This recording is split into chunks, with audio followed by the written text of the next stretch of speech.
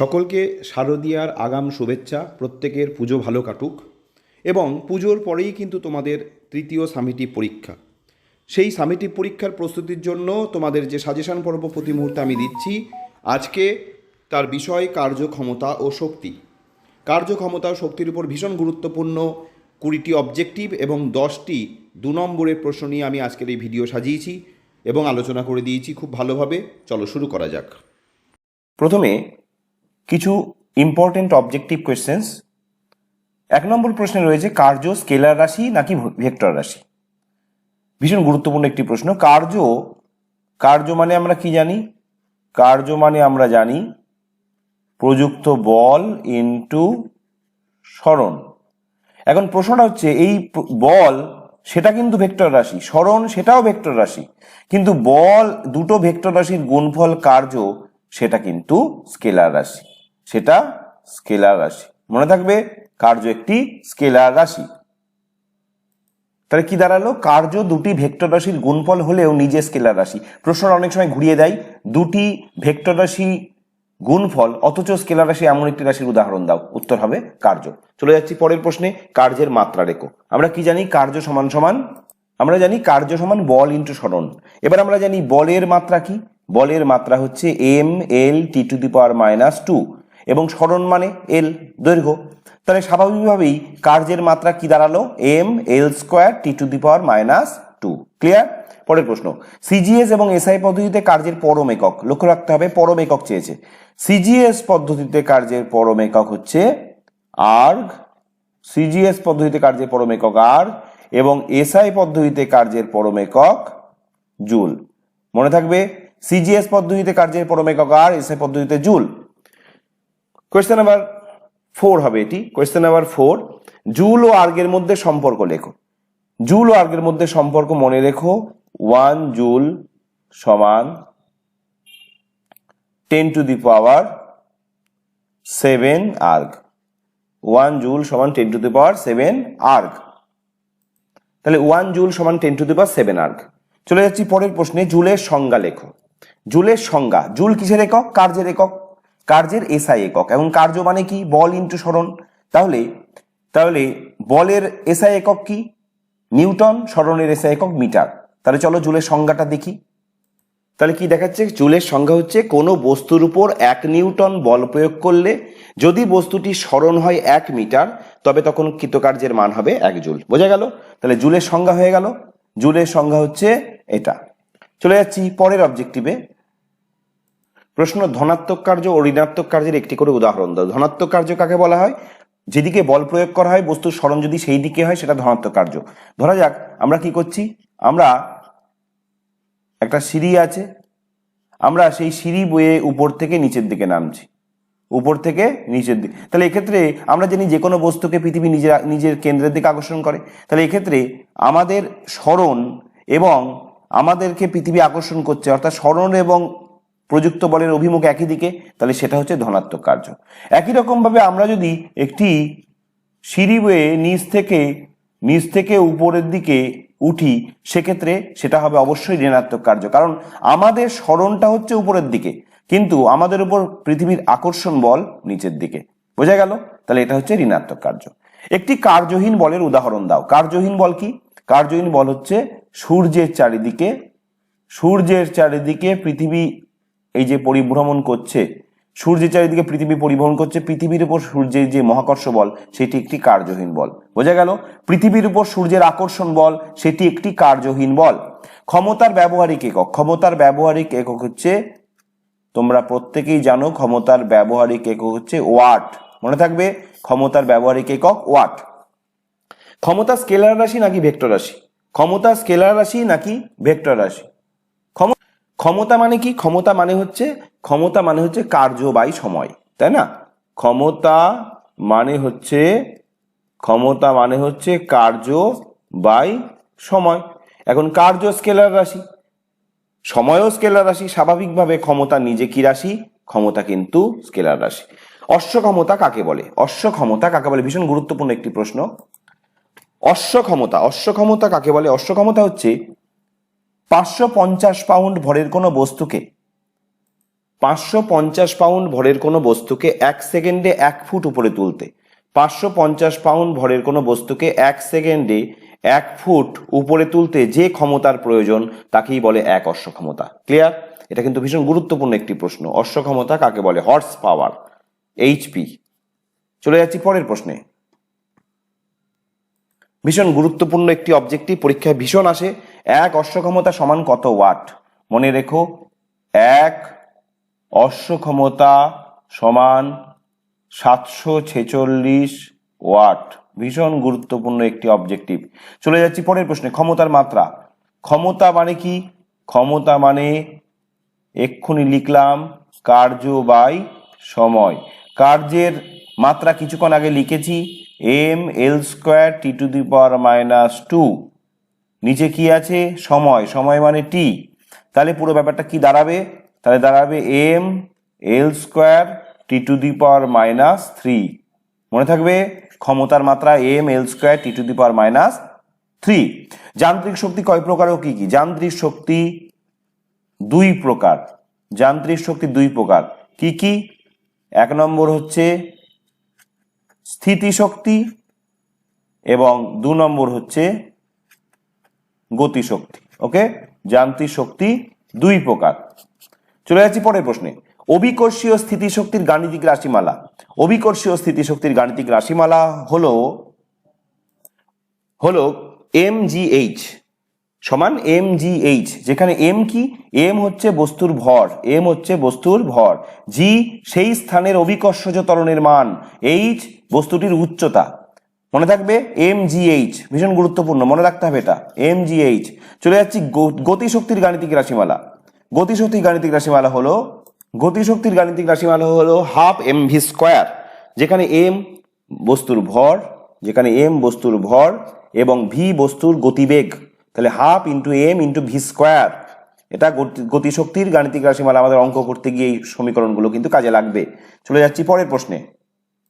অভিকর্ষীয় স্থিতিশক্তি এবং স্থিতিস্থাপক স্থিতিশক্তির একটি করে উদাহরণ হলো, অভিকর্ষীয় স্থিতিশক্তি মানে হচ্ছে যে কোনো বস্তুকে অভিকর্ষের বিরুদ্ধে একটু উপরে তুলে রাখা, তার মধ্যে কিছুটা স্থিতিশক্তি সঞ্চিত হয়, অর্থাৎ অবস্থানের পরিবর্তন। আর স্থিতিস্থাপক স্থিতিশক্তি হচ্ছে তার আকৃতিগত পরিবর্তন। এখন অভিকর্ষীয় স্থিতিশক্তি একটি বস্তুকে স্বাভাবিক ভূপৃষ্ঠ থেকে উঁচুতে নিয়ে রেখে দিলেই তার মধ্যে কিন্তু স্থিতিশক্তি জমা হয়, সেটা হচ্ছে অভিকর্ষীয় স্থিতিশক্তি। ক্লিয়ার? একটা পাথরকে আমি উপরের দিকে ছড়ে দিলাম, তার মধ্যে অভিকর্ষীয় স্থিতিশক্তি জমা হয়। এবং স্থিতিস্থাপক স্থিতিশক্তি হচ্ছে একটা আমি ধনুকে টানলাম, সেক্ষেত্রে স্থিতিস্থাপক স্থিতিশক্তি। বা ঘড়ি স্প্রিংকে সংকুচিত করলাম, ঘড়ি স্প্রিংকে সংকুচিত করলে সেখানে, অর্থাৎ যেটাকে আমরা ঘড়িতে দম দেওয়া, সেই ঘড়িতে দম দিলে সেখানে কিন্তু তার মধ্যে স্প্রিং এর মধ্যে শক্তি সঞ্চিত হয়, সেটা কিন্তু স্থিতিস্থাপক স্থিতিশক্তি। বোঝা গেল ব্যাপারটা? চলে যাচ্ছি পরের প্রশ্নে। গতিশক্তি ঋণাত্মক হতে পারে কখনো? গতিশক্তি মানে এক্ষুনি আমরা কি দেখলাম? গতিশক্তি মানে দেখলাম half into m into v²। তাহলে m মানে বস্তুর ভর, বস্তুর ভর কখনোই শূন্য হতে পারে না, ঋণাত্মক হতে পারে না, ভর কখনোই ঋণাত্মক হতে পারে না। আবার v মানে বস্তুর বেগ, তার বর্গ রয়েছে। এখন বস্তুর বেগ তার বর্গ, ফলে স্বাভাবিকভাবেই সেটাও কখনো ঋণাত্মক হবে না, যেহেতু বর্গ রয়েছে। কারণ আমরা -1 এর স্কোয়ার দিলে আমরা জানি 1 হয়, অর্থাৎ যে কোনো ঋণাত্মককে বর্গ করলেও ধনাত্মক হয়। তাহলে স্বাভাবিকভাবেই এটাও তাহলে নেগেটিভ হচ্ছে না, এটাও নেগেটিভ হয় না। তাহলে স্বাভাবিকভাবেই বস্তুর গতিশক্তি কখনোই নেগেটিভ হতে পারে না। বোঝা গেল? বস্তুর গতিশক্তি নেগেটিভ হবে না। তারপরের প্রশ্ন 19 নম্বর। একটি বস্তুর বেগ দ্বিগুণ বৃদ্ধি পেলে গতিশক্তির কি পরিবর্তন হবে? ধরা যাক বস্তুর গতি, তোমাদের সময় বাঁচানোর জন্য আমি অলরেডি লিখে নিচ্ছি আগে থেকে, তাহলে ভিডিওটা অনেক বড় হয়ে যাবে। বস্তুর বেগ দ্বিগুণ বৃদ্ধি পেয়েছে, তাহলে গতিশক্তি কি পরিবর্তন হবে? এখানে লিখে দিয়েছি, ধরা যাক বস্তুটার বেগ v এবং বস্তুটার ভর m, তাহলে স্বাভাবিকভাবে গতিশক্তি কত হবে? Half mv²। এবার যেহেতু বেগ দ্বিগুণ বৃদ্ধি পেল, তাহলে নতুন বেগ কত হলো? 2v, আগে ছিল v, 2v। তাহলে নতুন গতিশক্তি হবে হাফ ইন্টু m, যেহেতু m এর পরিবর্তন হয়নি, half into m into 2v²। 2v² মানে কত? 4v²। 4টাকে আগে নিয়ে চলে এলাম, 4 ইন্টু হাফ mv², আগে ছিল হাফ mv², এখন 4 ইন্টু হাফ mv², তাহলে কত গুণ বৃদ্ধি পেল? 4 গুণ। তাহলে বস্তুর বেগ দ্বিগুণ বৃদ্ধি পেলে গতিশক্তি কত গুণ বেড়ে যাবে? 4 গুণ বেশি হবে, পূর্বের থেকে 4 গুণ বেশি হবে। গুরুত্বপূর্ণ প্রশ্ন। আরো একটি ভালো প্রশ্ন, বাঁধের জলে কোন শক্তি সঞ্চিত থাকে? বাঁধের জলে সঞ্চিত থাকে স্থিতিশক্তি। মনে থাকবে, বাঁধের জলে কোন শক্তি সঞ্চিত থাকে? স্থিতিশক্তি। বাঁধের জলে স্থিতিশক্তি সঞ্চিত থাকে। এইভাবে আমরা 20টা ভীষণ গুরুত্বপূর্ণ অবজেক্টিভ কার্যক্ষমতা শক্তি চ্যাপ্টার থেকে আমি তোমাদের বুঝিয়ে দিলাম, সুন্দর করে বুঝিয়ে দিলাম। তোমরা এইগুলো পরীক্ষার জন্য রেডি করো। আমি 100% নিশ্চিত এর বাইরে থেকে প্রশ্ন আসবে না। মোটামুটি ভীষণ গুরুত্বপূর্ণ প্রশ্নগুলো নিয়েই আমি এই অবজেক্টিভ পার্টটা সাজিয়েছি, যে কারণে এইগুলো রেডি করো, তাহলেই তোমাদের হয়ে যাবে। চলো এবার আমি তোমাদের মাত্র 10টি 2 নম্বরের প্রশ্ন বুঝিয়ে দেবো, তাহলে এই চ্যাপ্টারের সমস্ত প্রশ্ন কভার হয়ে যাবে। চলো দেখা যাক। প্রথম প্রশ্ন, এই প্রশ্নগুলোর মান কিন্তু 2, প্রত্যেকটি প্রশ্নের মান 2। সূর্যের চারিদিকে পৃথিবীর আবর্তনে কোনো কার্য হয় না, ব্যাখ্যা করো। ব্যাখ্যা করতে হবে। এখানে তোমরা দেখতে পাচ্ছ সূর্যের চারিদিকে পৃথিবীর আবর্তন। এখানে আমি একটা ছবি এঁকে দিয়েছি তোমাদের জন্য, এবং তোমাদের পরীক্ষাতেও কিন্তু ছবি আঁকতে হবে। এখানে পৃথিবীর এই ধরা যাক এই জায়গায় রয়েছে, তাহলে পৃথিবীর উপর সূর্যের এই যে আকর্ষণ বল, তাহলে এই প্রযুক্ত বল এবং পৃথিবীর সরণের অভিমুখ, তাহলে এখানে থাকলে অভিমুখটা তাহলে এই বরাবর হয়, এখানে থাকলে অভিমুখ কোন বরাবর হয়? এই বরাবর হয়। এখানে থাকলে অভিমুখ এই বরাবর হয়, তাহলে এই বরাবর হয়। তাহলে এখানে অভিমুখ, তাহলে সরণের অভিমুখ আর প্রযুক্ত বল এর অন্তর্বর্তী কোণের মান কত হচ্ছে? 90 ডিগ্রি। এখন আমরা জানি কৃতকার্য সমান প্রযুক্ত বল ইন্টু সরণ into cos theta. Cos theta, থিটাটা কি? থিটা হচ্ছে প্রযুক্ত বল এবং সরণের মধ্যবর্তী বা অন্তর্বর্তী কোণ। এখানে যেহেতু থিটার মান কত ডিগ্রি? 90 ডিগ্রি, স্বাভাবিকভাবেই এটা কত হচ্ছে? কস 90 ডিগ্রি। কস 90 ডিগ্রির আমরা মান জানি 0। সুতরাং স্বাভাবিকভাবেই কৃতকার্য সমান সমান কত হচ্ছে? কৃতকার্য বল যাই হোক না কেন, সরণ যাই হোক না কেন, কস থিটার ভ্যালু 0, তাহলে স্বাভাবিকভাবে টোটালটার ভ্যালু কত হয়ে যাচ্ছে? 0। অর্থাৎ সূর্যের চারিদিকে পৃথিবীর আবর্তনের ফলে কোনো কার্য করা হচ্ছে না। তাহলে স্বাভাবিকভাবে এই ধরনের বলকে বলা হয় কার্যহীন বল। তোমাদের আগে আমি অবজেক্টিভ পার্টে বুঝিয়ে দিয়েছি। তাহলে এইভাবে পরীক্ষায় লিখলে তোমরা 2-এ 2 পাবে। তাহলে সূর্যের চারিদিকে পৃথিবীর আবর্তনের ফলে কোনো কার্য হয় না। চলে যাচ্ছি পরের প্রশ্নে। একটি অঙ্ক, কারণ এই চ্যাপ্টার থেকে তোমাদের ছোট ছোট অঙ্ক আসে। 100 ডাইন বল প্রয়োগের ফলে একটি বস্তুর বলের অভিমুখে 6 মিটার সরণ হলে কৃতকার্য নির্ণয় করো। তাহলে কৃতকার্য সমান আমরা জানি প্রযুক্ত বল ইন্টু সরণ, দুটোর ভ্যালু দেওয়া আছে, বসিয়ে দিলেই হবে। চলো দেখা যাক। প্রথমে আমি যে তথ্যগুলো দেওয়া আছে লিখে নিয়েছি। প্রযুক্ত বলের মান 100 ডাইন, সরণ 6 মিটার। এখানে একটা প্রবলেম আছে। প্রবলেমটা কি? যে দুটো তথ্য দেওয়া আছে দুটো কিন্তু 1 একক নয়। ডাইন সিজিএস একক, কিন্তু সরণ সেটা এসআই একক। তাহলে 1 এককে আনতে হবে। তাহলে আমি কি করলাম? সরণটাকে সেন্টিমিটারে নিয়ে গেলাম। তাহলে 6 মিটার মানে 6 ইন্টু 100 সেমি। তাহলে কত দাঁড়ালো? এটা দাঁড়ালো 600 সেন্টিমিটার। এবার কৃতকার্য সমান প্রযুক্ত বল ইন্টু সরণ বসিয়ে দাও। বল তাহলে কত হলো? 100 ডাইন আর সরণ 600 সেমি। তাহলে এবার যেহেতু টোটাল ব্যাপারটা কিসে দাঁড়ালো? টোটাল ব্যাপারটা সিজিএস এ এলো। এবার সিজিএস এ আমরা কৃতকার্যের একক কি জানি? সিজিএস এ আমরা জানি আর্গ। তাহলে 60000 কি বসিয়ে দিলাম? আর্গ। বা এটাকে তোমরা এইভাবেও লিখতে পারো 6 ইন্টু 10⁴ আর্গ। কি সহজ না কঠিন? ভীষণ সহজ। এইভাবে শুধু খেয়াল রাখতে হবে যেগুলো দেওয়া থাকছে এককগুলো তোমাদের দিয়ে দেবে সেগুলো সেম ইউনিটে আছে কিনা, এটা একটু খেয়াল রাখতে হবে। হুট করে গুণ করে দিয়ে উত্তর বের করে দিয়ে চলে আসলে হবে না, একটু খেয়াল রাখতে হবে। এবং অবশ্যই যে উত্তর বেরোচ্ছে তার কিন্তু একক লিখতে হবে। চলে যাচ্ছি পরের প্রশ্নে। পরের প্রশ্ন যেটা, কোন কোন ক্ষেত্রে বল প্রয়োগ করলেও কার্য হয় না। অর্থাৎ বল প্রয়োগ করলেই যে ভাবা হবে কার্য হচ্ছে তা নয়, কিছু কিছু ক্ষেত্রে বল প্রয়োগ করলে কার্য হয় না। এটা গুরুত্বপূর্ণ প্রশ্ন, চলো দেখা যাক। যেমন এই 2 ক্ষেত্রে বল প্রয়োগ করলে কার্য হয় না। 1 নম্বর, প্রযুক্ত বল ও সরণের অভিমুখ যদি পরস্পর সমকোণে থাকে। কিছুক্ষণ আগেই দেখিয়ে দিয়েছি পৃথিবী সূর্যের ব্যাপারটা। কারণ এখানে আমরা জানি W = Fs cos theta, theta 90 degree, অর্থাৎ পুরো ব্যাপারটাই 0 হয়ে যাচ্ছে।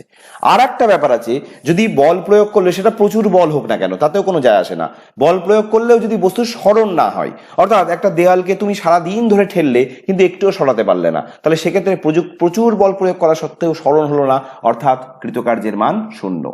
ক্লিয়ার? এই দুটো লিখবে 2 পেজ। এবার যে প্রশ্নটি, একটি যন্ত্র 20 সেকেন্ডে 100 জুল কার্য করতে পারে, তবে যন্ত্রটির ক্ষমতা নির্ণয় করো। তাহলে আমরা কি জানি? আমরা জানি ক্ষমতা সমান কার্য বাই। তাহলে এখানে ক্ষমতা সমান কার্য বাই সময়, কার্য দেওয়া আছে 100 জুল, সময় দেওয়া আছে 20 সেকেন্ড, সবই দেওয়া আছে। সুতরাং ক্ষমতা সমান কত হবে? 100, একই একক, জুলে আছে সেকেন্ডে আছে, কোনো প্রবলেম নেই। 100/20, তাহলে কত হবে? 5। এইবার একক কিসে হবে? যেহেতু এটা জুলে আছে, এসআই একক, এবার এসআই পদ্ধতিতে ক্ষমতার একক ওয়াট, অতএব এটা হবে জুল পার সেকেন্ড অথবা ওয়াট। তাহলে যন্ত্রটি ক্ষমতা 5 ওয়াট। এইভাবে খুব ছোট্ট ছোট্ট অঙ্ক আসে, এই অঙ্কটা করতে পারলেই 2 নম্বর পাওয়া যাবে। ছোট ছোট অঙ্ক আসে, বেশি বড় অঙ্ক আসে না। চলে যাচ্ছি পরের প্রশ্নে। পরের প্রশ্ন, 10 গ্রাম ভরের একটি বুলেট 400 মিটার প্রতি সেকেন্ড বেগে গতিশীল হলে বুলেটটির গতিশক্তি নির্ণয় করো। চলো প্রথমে আগে কি কি তথ্য দেওয়া আছে সেটা লিখে নিই। এখন বুলেটটির ভর রয়েছে 10 গ্রাম আর বুলেটটির বেগ রয়েছে 400 মিটার প্রতি সেকেন্ড। আমি প্রথম থেকে তোমাদের একটা কথাই বলে যাচ্ছি, ইউনিটগুলো এক ইউনিটে থাকতে হবে। তাহলে একটা গ্রামে আছে একটা মিটারে আছে, সেটা থাকলে চলবে না। তাহলে চলো আমরা কি করব, তাহলে আমরা সিজিএসে নিয়ে যাব। 400 মিটার প্রতি সেকেন্ড, 400 মিটারটাকে আমরা কি করলাম, 400 ইন্টু 100 কি করলাম, সেমি পার সেকেন্ড, অর্থাৎ গোটাটাকেই সিজিএসে নিয়ে গেলাম। এবার ভ্যালু বসিয়ে দাও। হাফ ইন্টু এম, এম মানে ভর, মানে 10 গ্রাম। বেগ, বেগ হচ্ছে 400 ইন্টু 100 তার কি বর্গ। তাহলে পুরো ব্যাপারটা দাঁড়ালো হাফ ইন্টু 10 ইন্টু 4 বর্গ 16, আর এখানে 4টে শূন্য আছে, তাহলে কত হবে 10 টু দি পাওয়ার 8। তার মানে 80 ইন্টু 10 টু দি পাওয়ার 8। এবার গতিশক্তির একক, এটা যেহেতু এসআই গতিশক্তির এককে, তাহলে এটা কি হবে, আর তোমরা এই পর্যন্তও রেখে দিতে পারো। আবার আমরা জানি 1 জুল সমান 10 টু দি পাওয়ার 7 আর্গ। তাহলে 8, এখান থেকে এখানে একটা শূন্য আছে, এখান থেকে একটা শূন্য নিয়ে নিলাম 800, আর 10 টু দি পাওয়ার 7 আর্গ মানে 1 জুল, তার মানে 800 জুল। তাহলে বোঝা গেল, তাহলে বুলেটটির গতিশক্তি কত হবে, 800 জুল। বোঝা গেল, পরিষ্কার বুঝিয়ে দিলাম সুন্দর করে, খুব সহজ অঙ্ক। প্রথমে কি কি দেওয়া আছে লিখে নিলাম, তারপর বসিয়ে দিলাম। শুধু খেয়াল রাখলাম একই এককে আছে কিনা, তারপর বসিয়ে দিলাম। লাস্টে তোমরা যেটা বেরিয়েছে সেটাও লিখে দিতে পারো, বা আর একটু ছোট করে তোমরা লিখতে পারো, তাতে কোনো প্রবলেম নেই। চলে যাচ্ছি পরের প্রশ্নে। পরের প্রশ্ন, একটি হালকা ও একটি ভারী বস্তুর গতিশক্তি সমান, বস্তু দুটির মধ্যে কার ভরবেগ বেশি? ভীষণ ইম্পর্টেন্ট একটি কোয়েশ্চেন এবং খুব বুদ্ধিদীপ্ত একটি প্রশ্ন, এটা পরীক্ষায় আসে। চলো দেখি এটা করা যাক। তাহলে দেখো কি করছি আমরা, ধরা যাক ভারী বস্তুর ভর ক্যাপিটাল এম, ভারী বস্তুর বেগ ক্যাপিটাল ভি, এবং হালকা বস্তুর ভর স্মল এম, হালকা বস্তুর বেগ স্মল ভি। তাহলে যেহেতু গতিশক্তি সমান, তাহলে কি লিখতে পারি, half capital M capital V square সমান half small A small V square. এটা তো লিখতেই পারি, যেহেতু গতিশক্তি সমান গতিশক্তির সমীকরণ আমরা জানি হাফ এম ভি স্কোয়ার। এইবার যেটা করব সেটা হলো, দেখো এবার দেখো কি করলাম, তাহলে হাফ এমভি হাফ হাফ কেটে গেল, তাহলে MV square capital MV square সমান স্মল এমভি স্কোয়ার। এবার আমরা কি করলাম, উপরে একটা এম এক্সট্রা অ্যাড করলাম, তাহলে এম স্কোয়ার ভি স্কোয়ার, তাহলে নিচেও সেই এমটা লিখতে হবে, এখানেও তাই, এখানে ক্যাপিটাল এম এখানে স্মল এম, তাহলে এম স্কোয়ার। তাহলে এবার M square V square by small M square V square পাশাপাশি আনলাম, একদিকে আনলাম, তাহলে capital M by small M. তাহলে এবার এই স্কোয়ারটাকে কমন নিলাম, M V whole square by small M ভির হোল স্কোয়ার সমান সমান capital M by small M. তাহলে M V by capital M V by small M V সমান root over capital M by small M. এবার ক্যাপিটাল এম যেহেতু ভারী বস্তুর ভর বাই হালকা বস্তুর ভর, সেটা স্বাভাবিকভাবে 1-এর বেশি হবে, গ্রেটার দেন 1। সুতরাং দেখা যাচ্ছে M V capital M V that is ভারী বস্তুর ভরবেগ বাই স্মল এম ভি হালকা বস্তুর ভরবেগ গ্রেটার দেন 1, অর্থাৎ ভারী বস্তুর ভরবেগ বেশি হবে। বোঝা গেল, ভারী বস্তুর ভরবেগ বেশি। এটা কিন্তু গুরুত্বপূর্ণ একটি প্রশ্ন। চলে যাচ্ছি পরের প্রশ্নে। এম ভরের কোনো বস্তুর গতিশক্তি ই হলে দেখাও যে ভরবেগ পি সমান রুট ওভার 2mE। এটাও ভীষণ বুদ্ধিদীপ্ত এবং ভীষণ গুরুত্বপূর্ণ একটি প্রশ্ন। সমাধান করা যাক, খুব ছোট্ট সমাধান। চলো দেখা যাক। দেখো কত ছোট বিষয়টা। ধরি বস্তুটির বেগ ভি, তাহলে বস্তুটির বেগ ভি ধরলে বস্তুর ভর এম, সুতরাং ভরবেগ কত হবে এম ভি। এবার চলে যাচ্ছি ডান দিকে, গতিশক্তি বলাই আছে ই সমান সমান, তাহলে কত হবে হাফ এম ভি স্কোয়ার। তাহলে ই সমান সমান হাফ এম ভি স্কোয়ার, আমি কি করলাম উপরে একটা এক্সট্রা এম নিলাম, তাহলে নিচেও এম লিখতে হবে। এই দেখো M square V square by 2m, 2 ছিল শুধু 2m। এবার লিখলাম এম স্কোয়ার ভি স্কোয়ার সমান 2mE, M square V square একদিকে লিখলাম 2mE, তাহলে এম ভি হোল স্কোয়ার যদি আমি কমন নিই, এম ভির হোল স্কোয়ার সমান 2mE, তাহলে এম ভি সমান সমান কত হবে রুট ওভার 2mE, তাহলে রুট ওভার 2mE। এইটাই তো প্রমাণ করতে দিয়েছিল, অতএব প্রমাণিত। দেখো কত ছোটর মধ্যে হয়ে গেল ব্যাপারটা, এবং কিন্তু খুব ইম্পর্টেন্ট, এটাও খুব ইম্পর্টেন্ট। বাঁধের তলদেশ মোটা করা হয় কেন? আমরা জানি যে স্থিতিশক্তি, আমরা জানি বাঁধের জলে কোন শক্তি সঞ্চিত থাকে, স্থিতিশক্তি। এখন স্থিতিশক্তির সমীকরণ কি, mgh, এইচ মানে কি উচ্চতা। এখন আমরা জানি জলের গভীরতা যত বাড়ে জলের চাপ তত কি হয়, জলের চাপ তত বেশি হয়। গভীরতা যত বাড়ে জলের চাপ, তাহলে একটা বাঁধ, এই বাঁধটা এইরকম ভাবে সাধারণত করা হয়, নিচটা মোটা করা হয়। কেন? কারণ জলের উপরিভাগ অপেক্ষা নিচের ভাগে জলের চাপ বেশি, তাহলে নিচের ভাগে জলের চাপ বেশি, এই জায়গাটাই জলের চাপ বেশি, যে কারণে এই জায়গাটা যদি সরু হতো তাহলে কি হতো, জলের চাপে বাঁধ ভেঙে যেত। সেই জন্য বাঁধের তলদেশ মোটা করা হয়। কি করার জন্য? বোঝা গেল পরিষ্কার? চলে যাচ্ছে তারপরে স্থিতিশক্তি গতিশক্তির পারস্পরিক রূপান্তরের একটি করে উদাহরণ। চলো দেখি।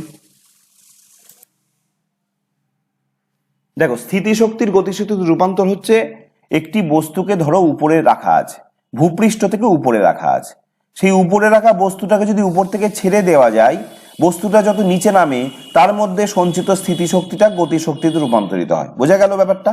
একটা বস্তুকে উপরে রাখা আছে, যেমন ঝর্ণার জল যখন উপর থেকে নিচে নেমে আসে তার মধ্যে সঞ্চিত স্থিতিশক্তি গতিশক্তিতে রূপান্তরিত হয়।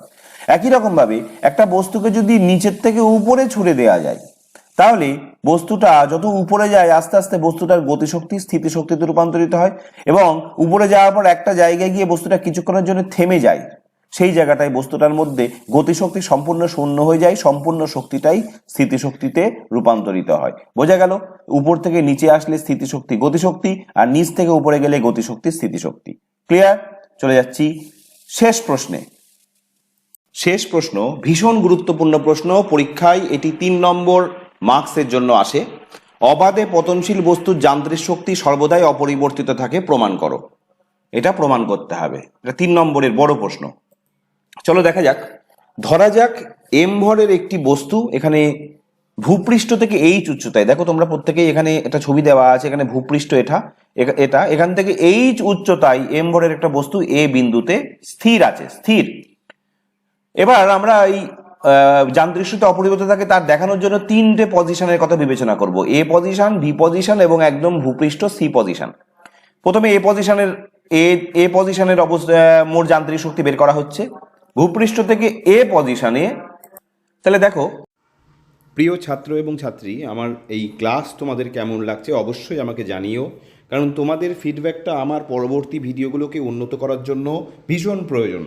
কোথাও কোনো সমস্যা হলেও আমাকে কমেন্ট করে জানিও। যদি এখনও আমার চ্যানেল সাবস্ক্রাইব না করে থাকো তবে অবশ্যই করে দিও, পরবর্তী ভিডিওগুলো নোটিফিকেশন পাওয়ার জন্য। তোমাদের প্রস্তুতি ভীষণ সুন্দর হোক, এবং এই জন্য আমি প্রতি মুহূর্তে তোমাদের সাথে আছি। তো চলো নেক্সট দেখা যাক। ভূপৃষ্ঠ থেকে এইচ উচ্চতায় বস্তুটির স্থিতিশক্তি কত হবে? এম জি এইচ, তোমরা জানো এটা এম জি আর এইচ উচ্চতা। যেহেতু বস্তুটি এই অবস্থানে স্থির সুতরাং তার বেগ কত? 0, তাহলে গতিশক্তি হবে 0। এখন যেহেতু যান্ত্রিক শক্তি মানে স্থিতিশক্তি আর গতিশক্তির সমষ্টি, সুতরাং এ বিন্দুতে মোট যান্ত্রিক শক্তি হবে mgh প্লাস 0 সমান mgh। ওকে, এবার চলো বি বিন্দুর কথা বিবেচনা করব আমরা। এবার বস্তুটিকে এ থেকে অবাধে ছেড়ে দেয়া হলো, বস্তুটি অবাধে পড়ে এ থেকে এক্স দূরত্বে বি বিন্দুতে যখন আসলো, এই যে এখানে দেখতেই পাচ্ছ মধ্যবর্তী একটা অবস্থান বি বিন্দু, এই বিতে যখন এলো এ থেকে, তখন তার গতিবেগ ধরা যাক ভি। বি বিন্দুতে যখন এলো তখন তার গতিবেগ ভি, এবং এই এ থেকে বি বিন্দুর দূরত্ব হচ্ছে এক্স। স্বাভাবিকভাবেই তাহলে ভূপৃষ্ঠ থেকে বি বিন্দুর দূরত্ব কত? এইচ মাইনাস এক্স, কারণ পুরোটাই এইচ ধরা হয়েছে, এই নিচ থেকে উপর পর্যন্ত এইচ ধরা হয়েছে, এইটুকু যদি এক্স হয় তাহলে এটুকু এইচ মাইনাস এক্স। তাহলে সুতরাং বি বিন্দুতে ভূপৃষ্ঠতে উচ্চতা এইচ মাইনাস এক্স, অতএব স্থিতিশক্তি হবে এম জি ইন্টু উচ্চতা। উচ্চতা কত? এইচ মাইনাস এক্স, তাহলে M G H minus M G X. এবার আমরা দেবো এখানে গতিশক্তি কত। গতিশক্তি কত হবে? এখন দেখো গতিশক্তি হাফ এম ভি স্কোয়ার। এখন আমরা একটা সমীকরণ দেখেছিলাম ভি স্কোয়ার সমান ইউ স্কোয়ার প্লাস 2as, তোমাদের নিশ্চয়ই মনে আছে দ্বিতীয় চ্যাপ্টারে। সেখানে দ্বিতীয় চ্যাপ্টারে বল ও গতির চ্যাপ্টারে আমরা দেখেছিলাম যে ভি স্কোয়ার সমান ইউ স্কোয়ার প্লাস 2as, অর্থাৎ অন্তিম বেগের বর্গ সমান প্রাথমিক বেগের বর্গ প্লাস 2 ইন্টু এ মানে ত্বরণ আর এস মানে দূরত্ব। এখানে যেহেতু প্রাথমিক বেগ 0, তাহলে ইউ স্কোয়ার 0 হয়ে যাবে, আর 2a ত্বরণ এখানে কত? অবাধে পড়ছে, তার মানে অবাধে পতনশীল অবস্থায় অভিকর্ষজ ত্বরণ জি, আর এস মানে উপর থেকে কতটা পড়লো? এক্স পড়লো, তাহলে ভি স্কোয়ার সমান 2gx। এটা এবার বসিয়ে দিই, তাহলে কি বসালাম? Half into M V square, half M into 2gx। এখানে এই 2 কেটে দিলাম, তাহলে কি পেলাম? mgx। সুতরাং বি বিন্দুতে মোট যান্ত্রিক শক্তি সমান স্থিতিশক্তি প্লাস গতিশক্তি। স্থিতিশক্তি কত বেরিয়েছিল নিশ্চয়ই তোমাদের মনে আছে, mgh মাইনাস mgx, আর এখানে গতিশক্তি বেরোলো mgx কেটে গেল সমান mgh। তাহলে তোমরা দেখতে পেলে যে এ বিন্দুতে মোট যান্ত্রিক শক্তি কত বেরিয়েছিল mgh, বি বিন্দুতে কত বেরোলো mgh। এবার আমরা যদি প্রমাণ করে দিতে পারি সি বিন্দুতেও mgh, তাহলে প্রমাণ হবে যে অবাধে পতনশীল বস্তুর যান্ত্রিক শক্তি সর্বদাই সংরক্ষিত থাকে। চলো দেখি সি বিন্দুতে দেখি। এবার দেখো সি বিন্দুতে ভূপৃষ্ঠ স্পর্শ করার ঠিক আগের মুহূর্তে স্থিতিশক্তি শূন্য হয়ে যায়। কেন? কারণ আমরা জানি স্থিতিশক্তির সমীকরণ mgh, এবং এইচ এর ভ্যালু এখানে কত, ভূপৃষ্ঠ থেকে উচ্চতা কত, শূন্য, তাহলে mgh 0 হয়ে গেল, তাহলে স্থিতিশক্তি শূন্য হয়ে গেল। এবার চলে আসি গতিশক্তি মানে half mv square, half M V স্কোয়ারের জায়গায় 2gh বসালাম। কেন বসালাম? চলে আসো ডান দিকের সমীকরণে, ভি স্কোয়ার সমান ইউ স্কোয়ার প্লাস 2as সমীকরণ অনুযায়ী এটা 0 হবে, প্লাস 2gx, এখানে দূরত্ব কত, এখানে উপর থেকে নিচ পর্যন্ত গোটা এই যে পরিক্রমা করলো, তাহলে কত h, এই যে পড়লো h, তাহলে পুরো দূরত্বটা অতিক্রান্ত দূরত্ব h হলে ভি স্কোয়ার সমান 2gh, ভি স্কোয়ারের জায়গায় বসিয়ে দিলাম, 2 কেটে গেল, তাহলে কি পেলাম mgh। সুতরাং সি বিন্দুতে মোট যান্ত্রিক শক্তি কত হলো 0 প্লাস mgh সমান সমান mgh। তাহলে এ বিন্দুতে mgh, বি বিন্দুতে mgh, সি বিন্দুতে mgh, তাহলে অবাধে পতনশীল বস্তু যান্ত্রিক শক্তি সর্বদাই সংরক্ষিত থাকে। প্রমাণিত হলো। ওকে স্টুডেন্ট, এই চ্যাপ্টারের যাবতীয় সমস্ত ইম্পর্টেন্ট কোয়েশ্চেনগুলো আমি তোমাদের বুঝিয়ে দিয়েছি। তোমরা পরীক্ষার জন্য প্রস্তুত করতে থাকো। তোমাদের আগামী পরীক্ষার প্রস্তুতি ভীষণ ভালো হোক, তোমাদের পরীক্ষার রেজাল্ট ভালো হোক, তোমাদের সঙ্গে আমি সব সময় আছি। আবার নতুন ভিডিও নিয়ে খুব তাড়াতাড়ি তোমাদের সামনে আসছি। আপাতত এই পর্যন্তই। ভালো থেকো, সুস্থ থেকো, আবার দেখা হচ্ছে। Good bye.